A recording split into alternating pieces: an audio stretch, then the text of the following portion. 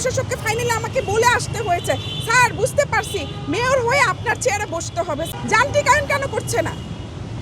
যান্ত্রিকায়ন কেন করছে না? যান্ত্রিকায়ন করলে তো অনেকখানি সময় বেঁচে যায়। যান্ত্রিকায়ন কেন করছে না?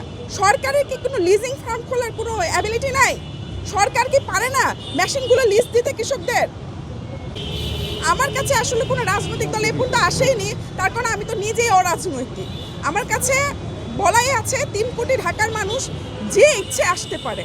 সব মশার বিরুদ্ধে সুরক্ষা দিতে এলো বসুন্ধরা এক্সট্রিম অ্যারোসল, মশার বিরুদ্ধে এক্সট্রিম সুরক্ষা। I am open book. ইসে থেকে এসেছিল, বিএনপি থেকে উনি বললেন যে উনি এককভাবে এসেছেন। লক্ষ্মীপুর একের সংসদ সদস্য এসেছিলেন, তো উনিও এসেছিলেন, সাদাত সেলিম উনিও এসেছিলেন, এবং উনিও আমাদের এখানে উনিও মনে করেন যে উনার গ্রামে কৃষক নাই, উনি একটা ডাব পেরে খেতে পারে না গাছ থেকে, উনারও প্রবলেম উনি বলে গেল। উনার নাই আর আমার অতিরিক্ত কোনো আশ্বাস তো দেয়নি, আমাদেরকে বরঞ্চ ডিমোটিভেট করেছে। তাই প্রশাসককে ফাইনালি আমাকে বলে আসতে হয়েছে, স্যার বুঝতে পারছি মেয়র হয়ে আপনার চেয়ারে বসতে হবে স্যার, আপনাকে ফেয়ারওয়েল দিতে হবে, এটা বলে এসেছি আমি প্রশাসককে বের হওয়ার সময়। এটার রিঅ্যাকশন উনি কি দিয়েছে? কিছু দেয়নি, একটা হাসি দিয়েছে।